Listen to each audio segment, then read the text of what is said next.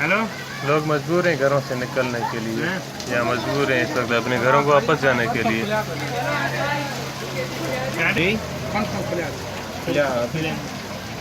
It has been incorporating rain in past 10 years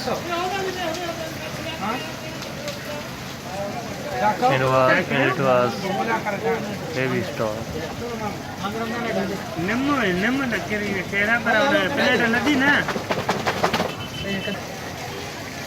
बरसात के डर से लोग अब निकल चुके हैं अपने घरों की तरफ, क्योंकि बहुत नुकसान हो चुका है लोगों का। बहुत तेज़ बरसात चल रही थी और बहुत बड़ा तूफ़ान था, बहुत स्पीड से चल रहा था, काफ़ी नुकसान हो चुका है।